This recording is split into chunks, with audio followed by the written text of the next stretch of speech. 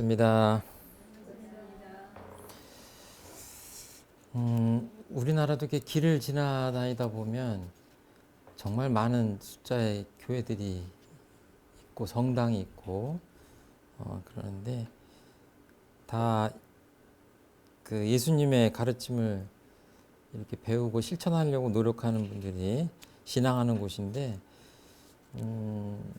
2000년 넘게 그 뭐랄까요, 많은 사람들이 구원을 받았던 종교인 그 기독교에 대해서 이렇게 수박겉핥기처럼 해가지고는 잘은 알 수는 없지만, 그래도 저는 그 다른 종교를 신앙하는 사람들도 비록 불완전하고 수박겉핥기 같은 공부일지 몰라도 이제 그런 노력들을 하는 게 좋겠다. 그리고 말을 바꿔서 보면, 입장을 바꿔서 보면 기독교인들도 다른 종교에 대해서 알아가려고 하는 노력들을 좀 해서, 세상이 예전과 달라서 좁아졌잖아요. 지금 뭐 코로나 사태가 벌어지면 뭐 그냥 옆집에서 난 것처럼 다른 나 멀리서 나도 금방 이렇게 함께 뭐 그 영향을 받고 하는데, 종교도 예전에는 지역마다 이렇게 교류가 없어서 그 다름 같은 것들이 충돌이 뭐 적었을 수도 있겠지만, 지금은 오히려 더 지구촌으로 좁아졌기 때문에 서로에 대한 그 이해를 깊이 하지 않으면 굉장히 뿌리 깊은 갈등들이 그 뭔가 문제를 일으킬 수 있지 않을까. 좁혀서 생각하면 뭐 가정에서도 그렇고 또 직장에서도 그렇고 이 국가 사회적으로도 보면 그 종교적 갈등이 표면화될 수도 있다. 이런 걸 생각하면 아무튼 좀 서로 좀 알아가는 노력을 하는 게 중요하지 않냐, 이런 생각이 들고요. 그 애당초 생각했던 것보다 지금 진도가 늦어서 한번 그 열심히 나가보도록 하겠습니다. 4장인데요.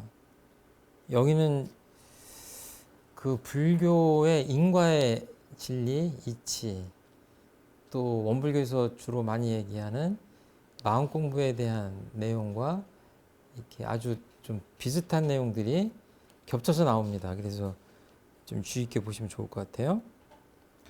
씨 뿌리는 사람의 비유인데, 예수께서 다시 호숫가에서 가르치셨다. 군중이 너무나 많이 모여들었기 때문에 예수께서는 배를 타고 그 안에 앉으신 다음 배를 물에 띄웠다. 그리고 군중은 모두 호숫가에 그대로 서 있었다. 그러니까 저번 시간에도 말했지만 너무 많은 군중들이 모이기 시작해서 그 강가에 앉게 하고 그 물에다가 그 배를 띄워서 거기서 설교를 하시는 거죠. 그러니까 참 드라마틱한 그 도울 선생이 이 신약의 그 예수님의 이야기를 뭐 패션 드라마 이렇게 표현을 하세요. 여기서 그 패션이라고 하는 것은 열정이라고 해석되기도 하는데, 여기서는 고난의 서사다. 사실은 그거는 도울 선생님만의 이야기가 아니라 어떤 독일 신학자의 표현이라고 해요.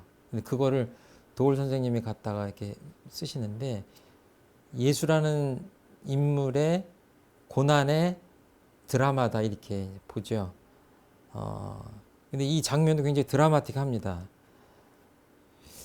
비유로 여러 가지를 가르치면서 이렇게 말씀하셨다. 자, 들어보아라. 씨 뿌리는 사람이 씨를 뿌리러 나갔다.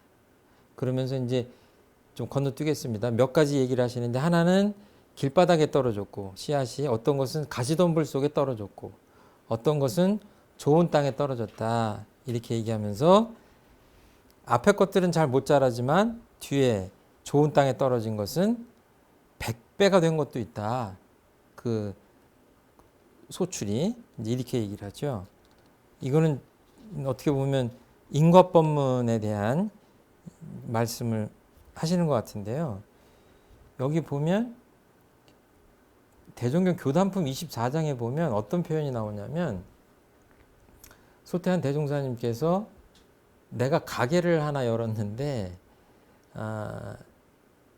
영업을 개시한 지가 여러 해가 되었는데 이익을 보지 못했다. 이런 말씀을 하세요. 그러면서 몇 종류의 사람들을 구분해서 얘기를 하세요. 근데 제가 보기에는 이 법리랑 거의 흡사해요.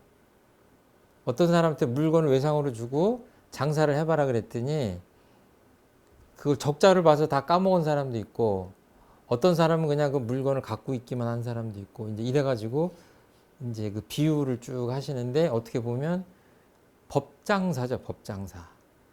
그래서 소태한 대종사님이 생각하는 이 장사의 비유는 뭐냐면, 뭐랄까, 진리를 설하고 이랬을 때, 그 가르침을 가져다가 실생활에 활용도 잘하고, 다른 사람한테 잘 전해주기도 하는 거를 장사를 잘 한다라고 이제 뒤에 설명을 하세요. 그런 대목이 이제 생각이 나는데,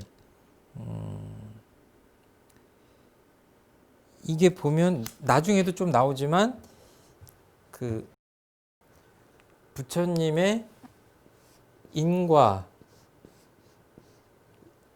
인과의 이치라고 그러죠. 인과의 진리 이렇게 하는데, 이 사이에 보면 사실 하나가 더 있죠.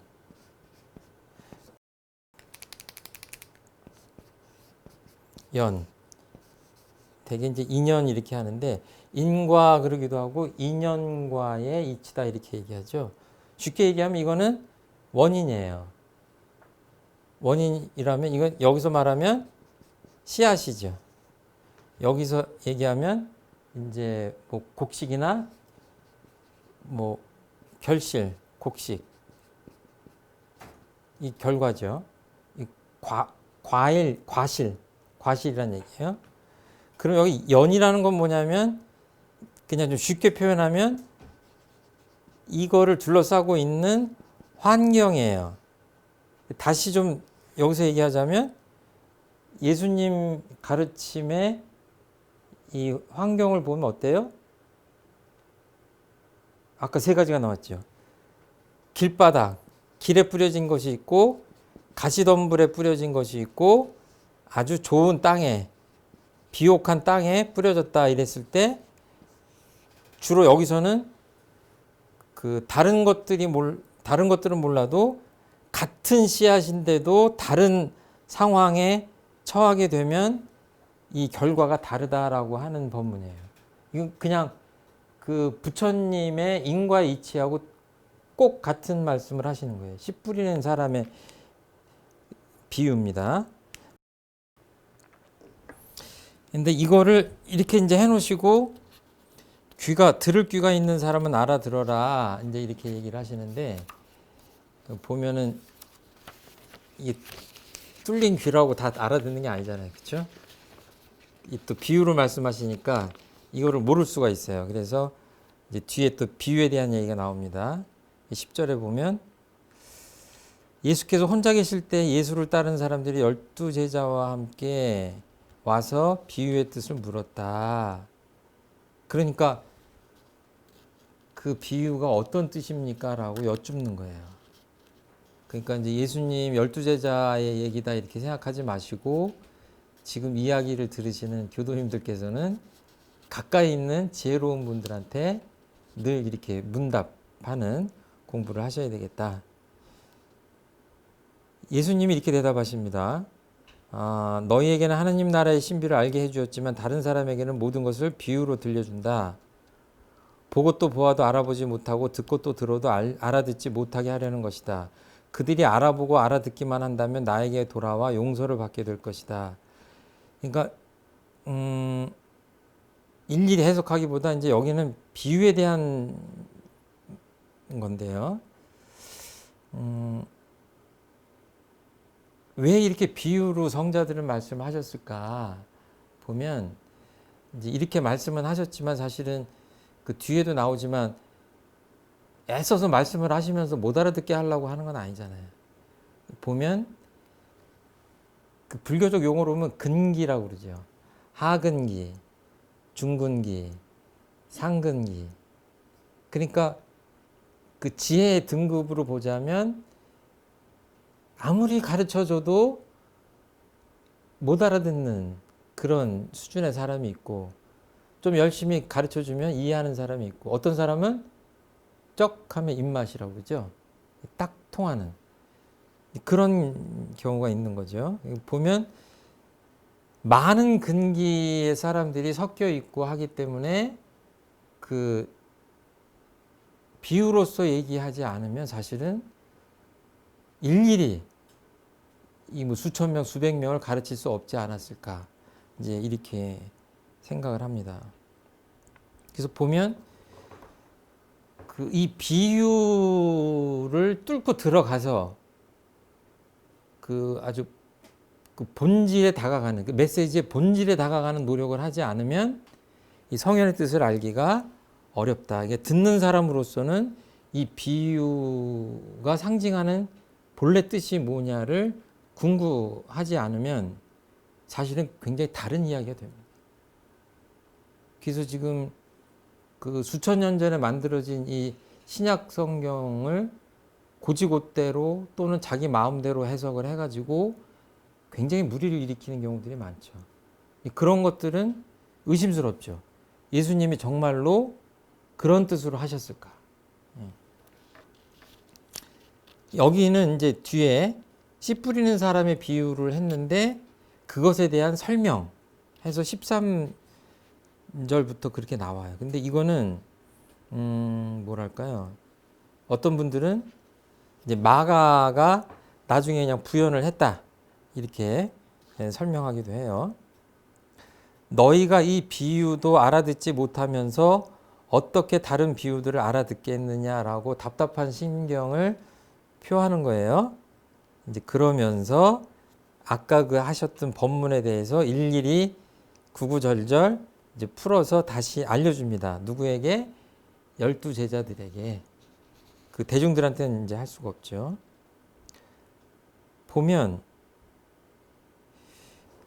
그 저희들이 아침마다 외우는 그 원불교인들이 외우는 게 뭐예요? 이론상 서원문.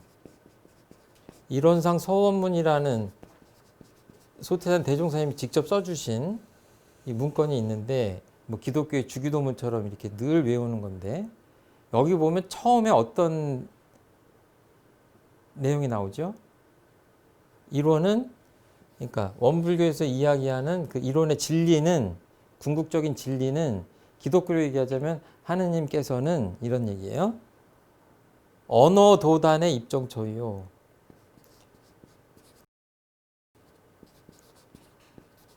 언어도단의, 이게 뭐 언어, 이렇게 말과, 그러니까 언어가 끊어진 자리다. 말로는 갈 수 없는 자리다. 는 말을 이렇게 하신 거예요. 그게 뭐예요? 모든 언어는 사실은 꼭 씨 뿌리는 사람의 비유라고 하지 않아도 사실은 모든 언어는 넓은 의미의 비유라고 할 수 있어요. 그러니까 예를 들어서 제가 오늘, 그러니까 그 언어라는 것을 사용하는 동물인데, 언어가 있어서 소통을 하지만 그 자체로 갖고 있는 명백한 한계가 있죠. 그러니까 예를 들어서 남녀 간에 똑같이 전기가 통해서 I love you라고 했는데 연애가 길어지고 결혼할수록 뭐예요? 저 인간이 나를 사랑하는가? 내용이 달라요. 사랑의 내용이 달라요.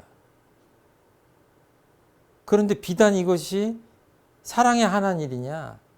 모든 언어가 다 어떻게 보면 소통의 방법, 그 유용한 도구인 동시에 소통을 방해하는 장벽이기도 한 거예요. 그러니까 이제 나중에 금강경 같은 것들을 배우시면 제일 먼저 부닥치는 게 뭐냐면 언어의 장벽이에요. 계속 그런 말이 나오는 거예요. 뭐 여기서 말하는 법이라고 하는 것은 법이 아니기 때문에 법이라고 얘기한다. 이런 논리가 한두 끝도 없이 계속 반복돼요. 내가 너를 사랑한다고 하는 것은 사랑이 아니기 때문에 사랑한다고 한다. 이게 무슨 얘기예요? 서가모니 부처님께서 계속 그런 표현들을 하시는 거예요. 그 말들을 통해서 도대체 서가모니 부처님이 우리한테 전하려고 하는 것이 무엇이냐를 알아채지 못하면 우리는 아주 머리가 뜨끈뜨끈해져요. 그 금강경의 그 본질에 들어갈 수가 없어요. 그러니까 이거는 어떤 종교든지 인간이 말로 표현하기 시작하면 이제 문제가 발생하는 거죠. 그래서 불교에서 불교를 둘로 나누면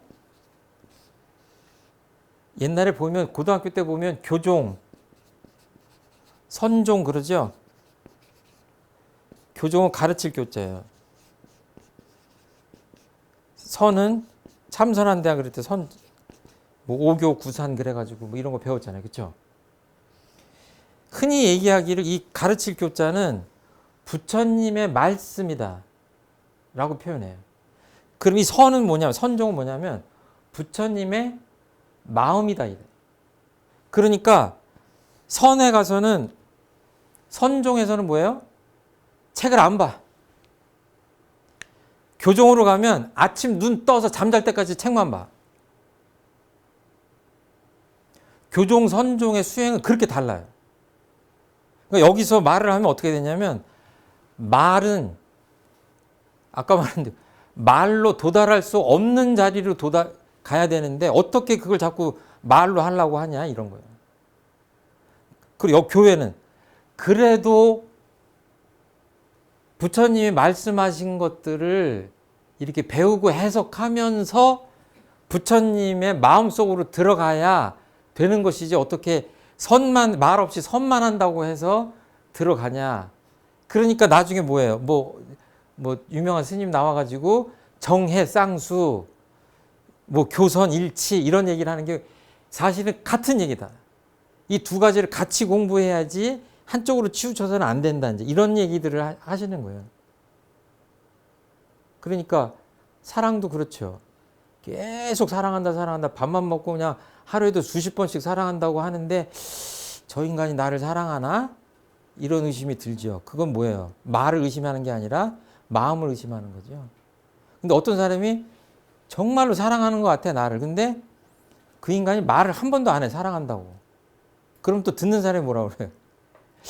아, 좀 이렇게 좀 이상한데? 의심스럽죠. 그렇죠? 그러니까 이 마음을 표현하는 게 언어고 교라면 선은 그냥 마음 그 자리로 들어가는 거예요. 그러니까 책을 100권, 1000권 읽은들 부처님의 마음자리를 못 알아채면 다 쓰잘데없는 것이다 라고 그냥 단칼에 치는 그런 호기로움이 있는 거예요. 교는 그래도 차근차근 그 수많은 가르침들을 배워서 가야 되는 거 아니냐. 그러니까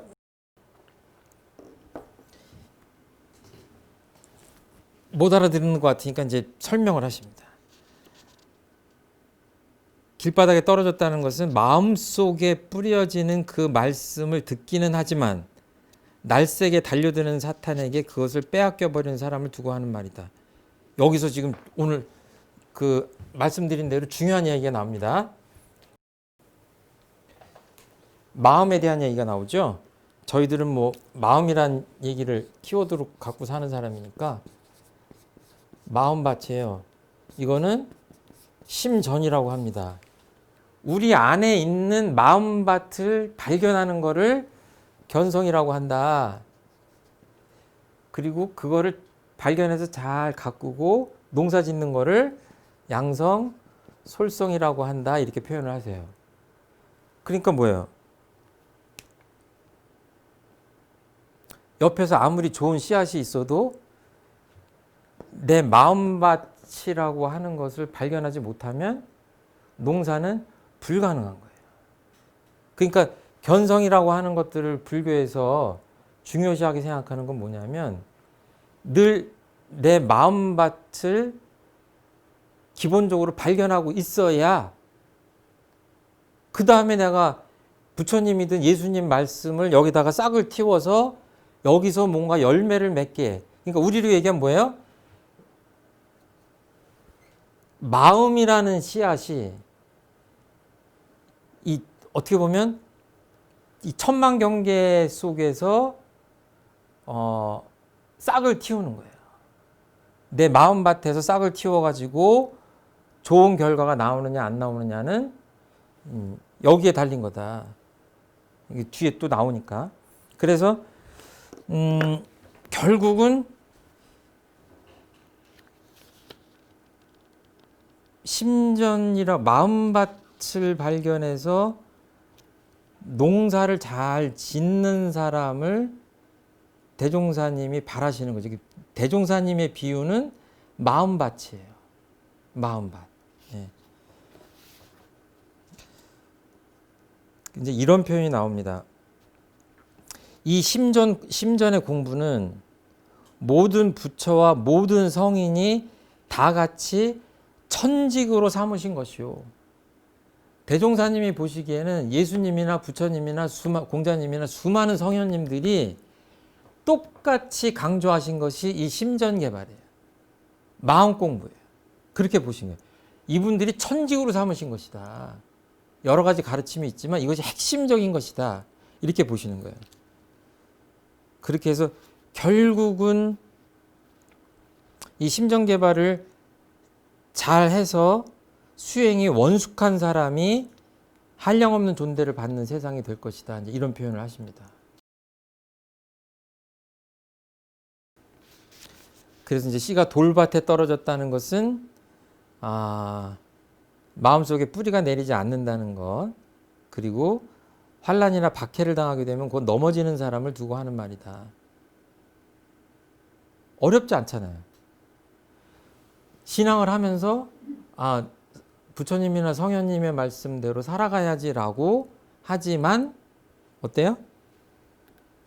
환난이나 박해를 당하게 되면 우리말로 하면 뭐예요? 역경, 난경을 당하면 이 마음이 무너져가지고 이제 그래서 정산종사님이신가 대산종사님 살얼음 같은 신심도 있고 강물이 언 것 같은 그런 신심도 있고 철벽 같은 신심도 있고 부처님 같은 신심도 있다. 절대로 무너지지 않는 안타까운 거죠. 예수님께서 목숨을 걸고 이렇게 말씀을 하지만 받아들이는 사람의 그 마음 상태에 따라 이 당신의 말이 싹이 트기도 하고 그냥 말라버리기도 하는 것에 대한 안타까움이 묻어있는 그런 거죠.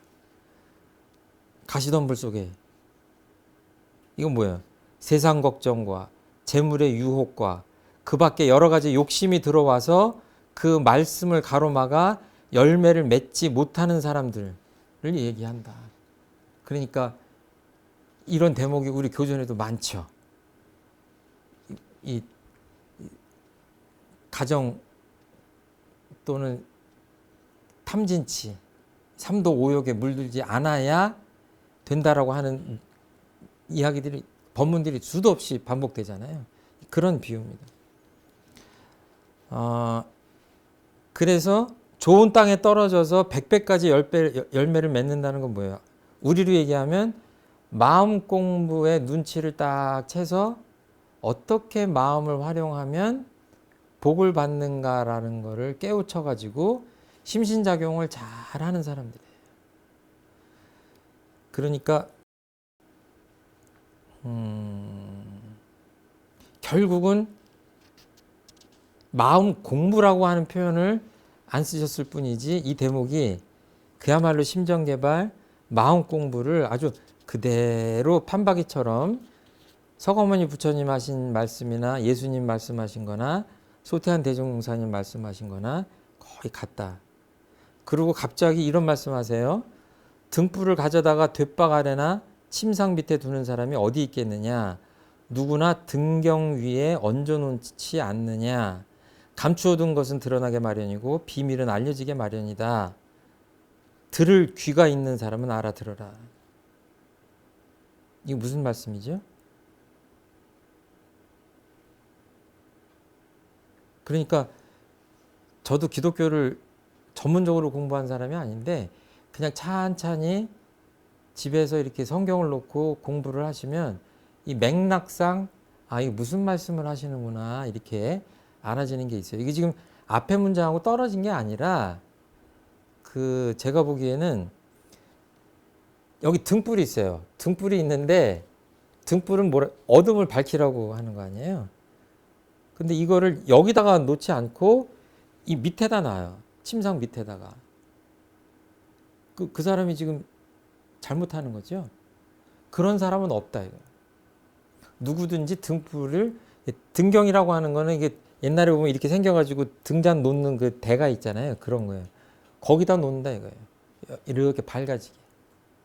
그러니까 앞에서는 뭐 사람들한테 못 알아듣게 하겠다 이런 말씀 하셨지만 제가 보기엔 좀 답답해서 하신 말씀이고 당신 본심은 어때요? 누구든지 알아듣게 하고 싶다 이거예요. 비유로 한꺼풀 싸가지고 사람들이 못 알아듣게 등불을 밑에 놓는 것과 같은 그런 걸 하는 사람이 누가 있겠냐. 누구든지 알아듣게 등경에다가 이 진리를 알려주는 그 하나님의 메시지를 복음을 여기다 놓고 싶다 이거야. 좀 더 많은 사람한테 쉽게 알려주고 싶지만 그게 또 그렇게 되는 게 아니라 비유로 얘기하신 거죠. 그래서 그거를 그 안타까운 마음이 있는 것 같고 바로 이어서 어떤 말씀이 나오냐면 내 말을 어디에? 새겨들어라? 마음에 새겨들어라. 계속 마음 얘기를 하세요. 그리고 이제 이거는 좀 건너뛰려고 하는데 남에게 달아주면 달아주는 만큼 받을 뿐만 아니라 덤까지 얹어 받을 것이다. 그러니까 이제 이런 것들은 이제 집에 가서 한번 연마해 보세요. 누구든지 가진 사람은 더 받을 것이며 가지지 못한 사람은 그 가진 것마저 빼앗길 것이다. 그러니까 내가 남한테 뭔가를 외상 달아준다고 그러잖아요. 뭔가를 이렇게 달아주면 달아준 것보다 더 받을 것이다 이런 표현을 해요. 그러면 무엇을 달아준다고 하는 것이냐 이런 것들은 여운을 남기겠습니다. 하나님 나라는 이렇게 비유할 수 있다. 또 비유를 하십니다. 하루하루 자고 일어나고 하는 사이에 씨앗은 싹이 트고 자라나지만 그 사람은 그것이 어떻게 자라는지 모른다. 그러면서 쭉 가다가 곡식이 익으면 그 사람은 추수 때가 된 줄을 알고 곧 낫을 댄다. 그러니까 계속 서가모니 부처님이나 예수님이나 그 인과의 진리를 말씀을 하세요. 뿌린 대로 거둔다. 뿌린 대로 거둔다. 그러니까 인과의 이치를 불교의 진리다라고 말하는 것은 엄밀하게 얘기하면 맞지 않아요. 그냥 진리일 뿐이죠. 그거를 부처님께서 주로 이야기하셨기 때문에 그런 것이죠. 그렇죠? 진리라고 하는 것은 그 어떤 성현의 것도 아니에요. 그러니까 그 창세기인가 그 구약에 보면 그런 표현이 나와요. 하나님은 스스로 있는 자다. 스스로 계신 분이다. 자연과 같은 거예요. 그냥 스스로 있는 거예요. 존재하는 거예요. 그냥 인식을 하든 깨닫든 깨닫지 못하든 느끼든 느끼지 못하든 그냥 있는 거예요. 없는 곳이 없게 있는 거예요. 말로 표현할 수는 없지만. 그러니까 인과의 이치가 진리냐 아니냐가 중요한 것이지 진리라고 한다면 그것은 서가모니 부처님의 진리도 아니고 예수님의 진리도 아니고 소태한 대종사님의 진리도 아니에요. 그렇죠. 물을 100도씨에서 끓인다고 그랬을 때 또는 바꿔서 물은 100도씨에서 끓는다고 그랬을 때 거기에 어떤 자연의 섭리가 있고 이치가 있다면 그것은 부처님의 것도 아니고 예수님의 것도 아니고 그 어떤 성자분들의 것도 아니에요. 그냥 어떤 열을 가했을 때 결과가 이렇다라고 하는 인, 연, 과가 있을 뿐이에요. 그렇죠? 하나님의 나라를 무엇에 견주며 무엇으로 비유할 수 있을까? 그것은 겨자씨 한 알과 같다. 땅에 심을 때에는 세상의 어떤 씨앗보다도 더욱 작은 것이지만 심어 놓으면 어떤 푸성기보다도 더 크게 자라서 큰 가지가 뻗어서 공중의 새들이 그 그늘에 깃들일 만큼 된다. 다른 표현도 있어요. 누룩의 비유가 있죠. 밀가루 덩어리에 누룩이 들어가지 않으면 빵은 되지 않아요. 그냥 밀가루 덩어리, 밀가루 반죽이에요. 그렇죠? 혹시 겨자씨를 보신 분이 계십니까? 사실은 이게 불교에 많이 나오는, 어떻게 보면 예수님의 겨자씨는 한 번 정도 등장하지만 불교에는 정말 많이 등장하잖아요. 그렇죠? 겨자씨라는 표현이. 계자씨라고 그러죠. 계자씨. 못 봤는데 모든 씨앗 중에 가장 작은 거예요. 그러니까 뭐예요?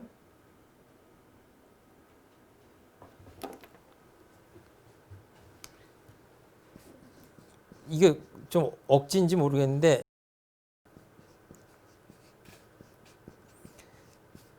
있다고 할 수도 없고 없다고 할 수도 없어요. 아주 작은 그것이 어때요? 엄청난 결과를 나타낸다라고 하는 거예요. 그게 뭐예요? 지금 겨자씨를 얘기하는 게 아니죠? 뭐예요? 예. 마음이죠. 다른 말로 하면 여기서는 하나님의 나라예요. 하나님의 나라. 하나님의 나라가 뭔지 모르겠어요. 그런데 알기 쉽게 얘기하면 우리 안에 있는 그 무엇이 보이지 않는 그 무엇. 그런데 그것이 그 미세한 것이 엄청난, 예, 공중의 새들이 그 그늘에 깃들일 만큼 된다. 그러니까 상상하지 못할 만큼의 어떤 결과를 낳는다. 이제 그런 겁니다.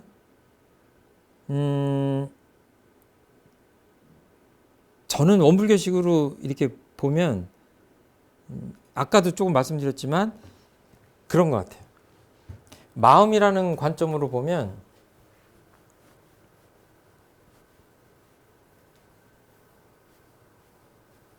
일체 유심조라는 말도 하고 모든 것이 다 마음으로 이루어졌다는 얘기도 하고 그러는데 마음이라고 하는 것은 여기서 얘기하면 하나님의 나라도 되고 겨자씨처럼 아주 미세하게 보이지 않는 그런 미세한 존재인데 그렇잖아요. 이것이 엄청난 결과를 맺는데 이 중간에 어떤 일이 벌어지냐면 마음들이 어떤 환경을 만나죠. 아까 뭐라고 그랬어요? 연이라고 그랬죠. 이 씨앗, 마음 씨앗이 만나는데 우리로 얘기하면 천만경계예요. 천만경계를 만나서 계속 뭔가를 작용을 합니다.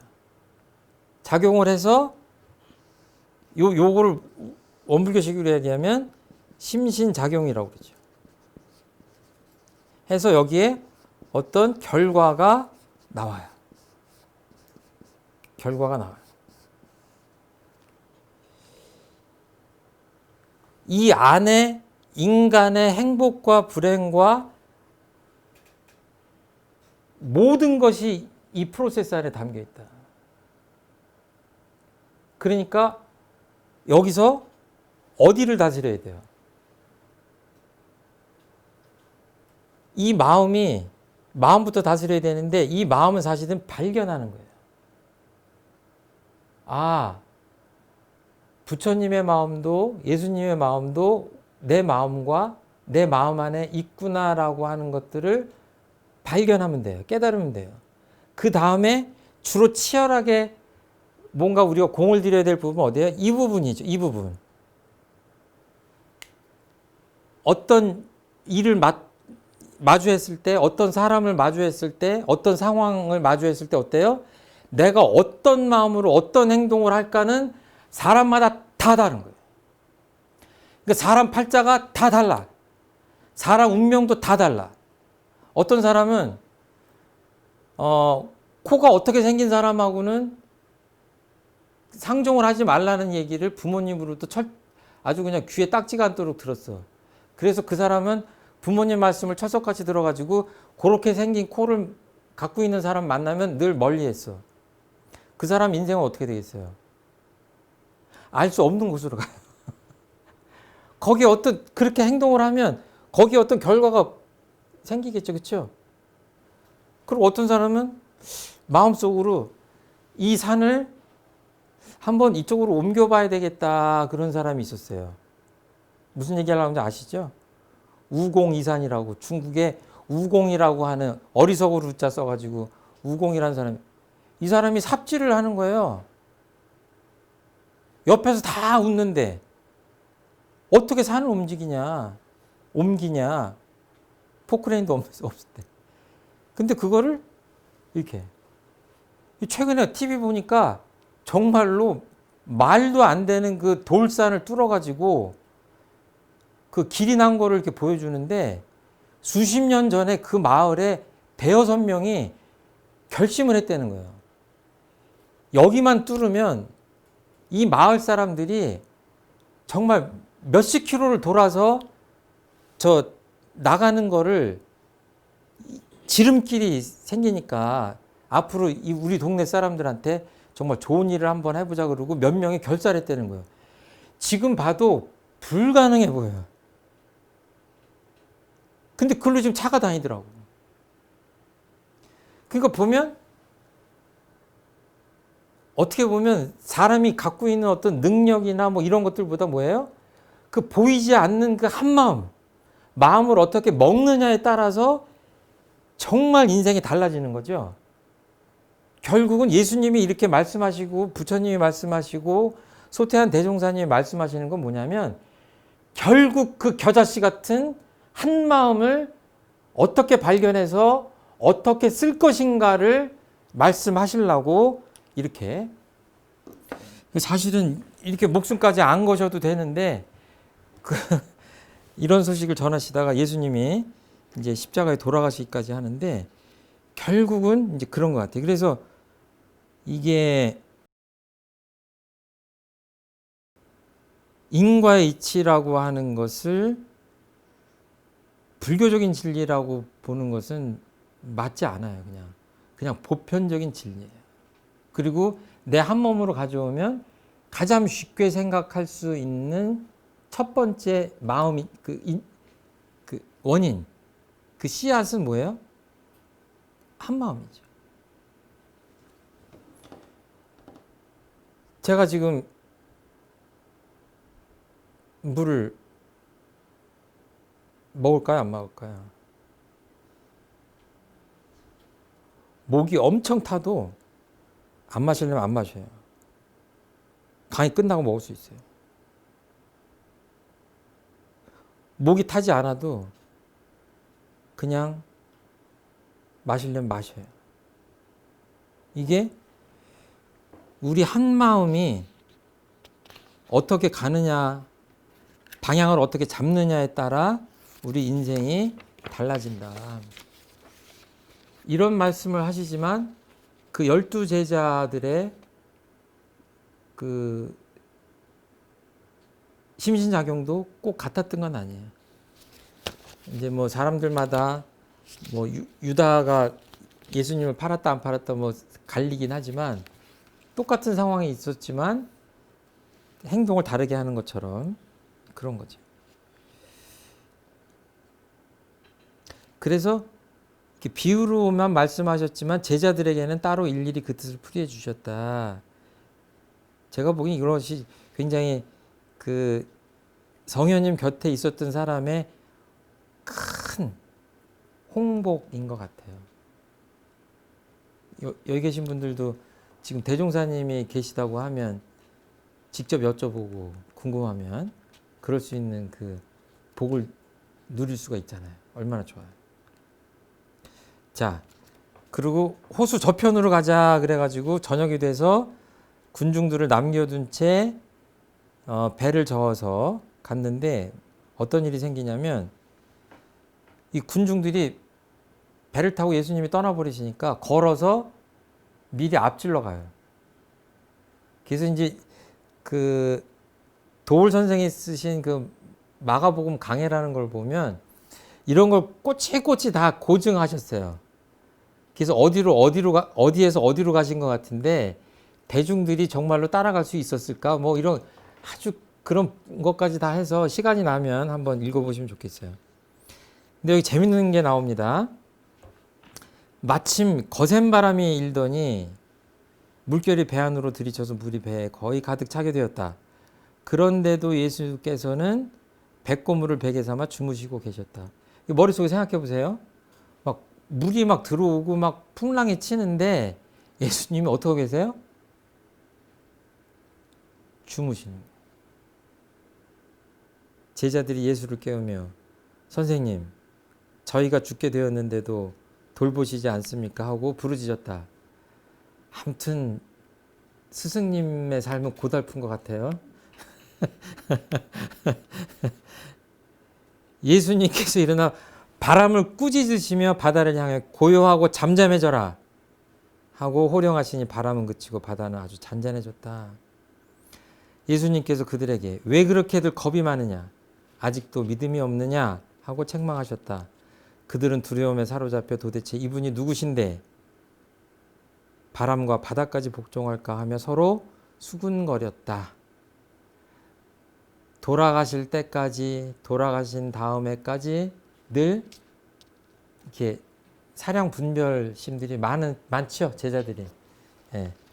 따라다니고 법문 받들고 하지만 끊임없이 이분이 누군가 이렇게 생각하죠. 여기서 제가 그냥 넘어가면 안 되죠. 똑같은 법문이 대종경에 나오죠. 실시품 1장에 보면 법성, 영광 법성에서 부안 실상사로 배를 타고 이렇게 가시는 중에 똑같은 일이 벌어요. 어떻게 이렇게 똑같은가? 풍랑이 거세져-가지고 사람들이 그냥 정신을 잃고 토하는 사람, 비명을 지르고 울부짖고 그러는데 소태산 대종사님이 어떻게 하셨어요? 어떻게 하고 계셨어요? 예수님처럼 주무시고 계셨어요. 배에서. 이제 근데 그 다음에 어떻게 하셨는지를 보면 조금 달라요.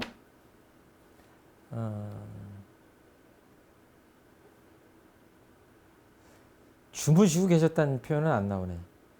예. 대종사 태연정세 가지고 말씀하시기를 이렇게 주무시진 않았네. 예.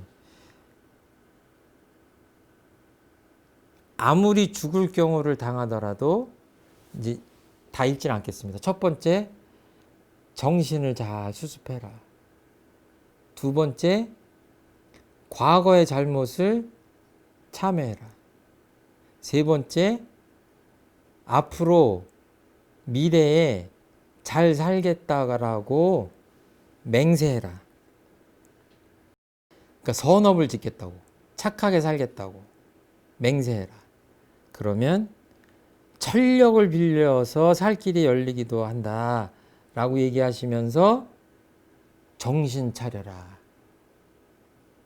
크게는 3가지 내용이고 자세하게 보면 5가지 내용이에요.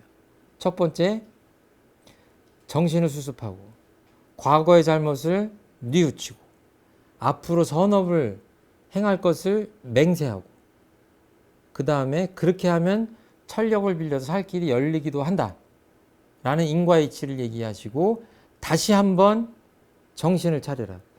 정신을 수습하고 정신을 차려라는 얘기를 똑같이 법문을 시작하고 맺으세요. 마음의 문제예요. 마음의 문제. 그러니까 조금 다른 것이 대종사님께서 그 바다를 향해서 꾸짖는 말씀을 하신 게 아니라 뭘 하셨어요?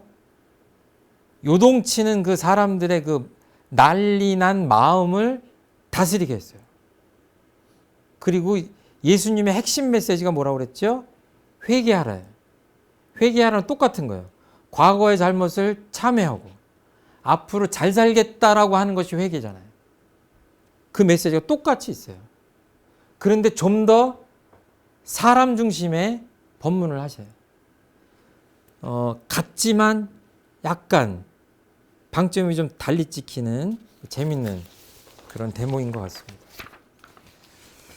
그리고 이제 여기 쭉 좀 건너뛸게요. 보면 앞에서와 같이 그 축귀하는 얘기가 나와요. 우리로 얘기하면 천도랑 일맥상통하는 건데 여기 어떤 얘기까지 나오냐면 어떤 한 사람에게 이제 셀 수 없이 많은 그 귀신들이 빙의된 상태가 나와요. 그래서 군대라고 표현을 해요.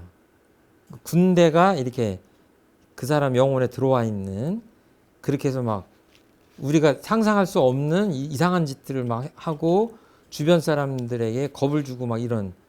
근데 거기에 대해서 예수님이 어떻게 해주시냐면 그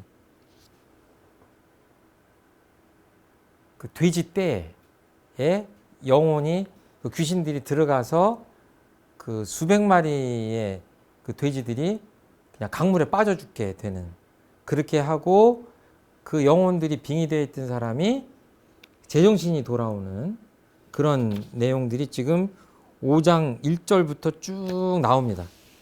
11에서 16. 그랬더니 나중에 어떤 일이 벌어지냐면 마을 사람들이 겁이 나가지고, 처음에는 그 귀신 들린 사람한테 그 겁이 났었는데 나중에는 그 어마어마한 일을 하시는 예수님한테 놀래가지고 예수님 좀 우리 마을에서 좀 떠나주시면 안 되겠습니까? 그렇게 하는 대목이 나옵니다.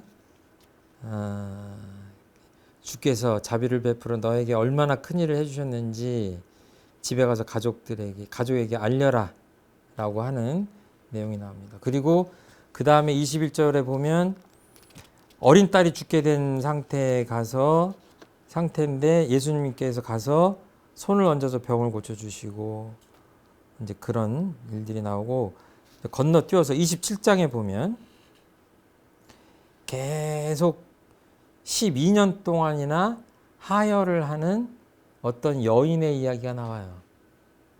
예수님께서 이 치유의 그 이적을 보이신다는 이야기를 다 들었을 거 아니에요. 그때 수많은 군중들이 모이는데 그 안에 이 여인이 끼어 있었어요. 그 여인이 마음속으로 어떤 생각을 하냐면 예수님 옷에 손을 대기만 해도 병이 날 것 같다 라고 생각을 해요.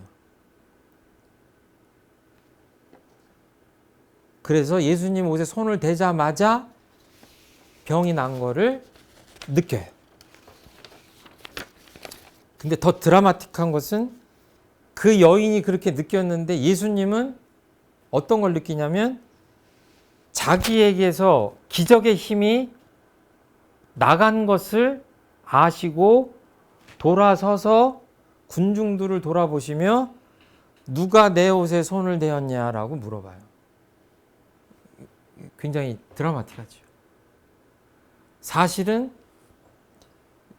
이 상황을 유추해 보면 많은 군중들이 예수님 옷에 손을 댔을 거예요.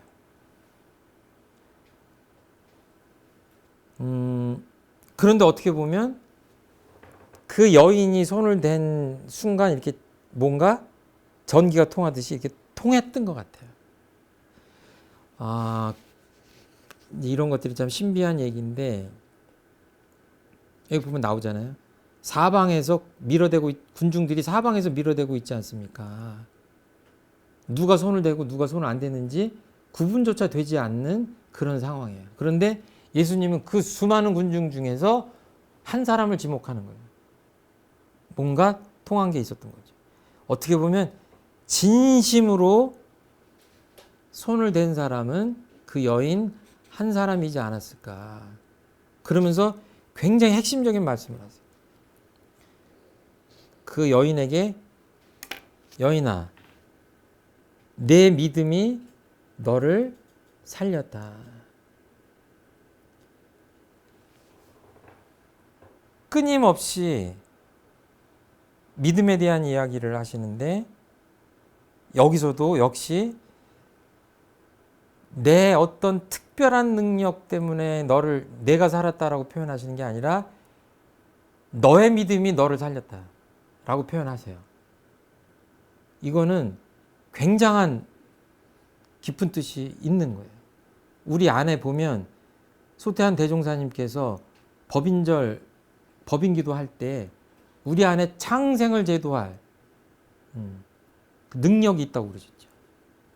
천의를 감동시킬 요소가 있다고 그랬죠. 병이 완전히 나았으니 안심하고 가거라. 그리고 또 계속 치병의 이야기가 나옵니다.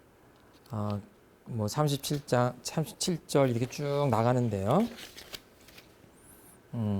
그리고 죽은 소녀가 나와 있는데 뭐 예수님께서 죽은 게 아니라 잠자고 있는 것이다 이러면서 일어나라, 소녀야 어서 일어나라 그러니까 이제 살아나는 광경들이 쭉 나오고, 저번에 말씀드린 대로 여기 어떤 표현이 나오냐면 걱정하지 말고 믿기만 해라 이런 표현이 나옵니다. 근데 사실은 신앙인들한테 이게 좀 맹목적으로 들리긴 하지만 이런 자세들은 좀 필요하다. 저도 제가 저를 보면 잔 걱정이 많아요. 자나 깨나 걱정이에요. 그러니까 지금 이게 합리적인 신앙을 하는 입장에서 걱정이 없는 것도 좀 문제잖아요. 그렇죠? 뭐 걱정 없는 사람이 어디 있겠어요. 그리고 합리적으로 풀어가야 되니까 걱정을 하고는 살아야 되겠지만 어떨 때 보면 믿음이 부족해서 생기는 잡다한 걱정들이 우리들한테 있는 것 아닌가 하는 신앙인으로서의 반성은 좀 늘 해볼 필요가 있다. 여기까지 맞춰야 되겠습니다. 오늘 그 진도를 더 나가야 되는데 또 다음 시간 기약하고 여기까지 마치도록 하겠습니다. 감사합니다.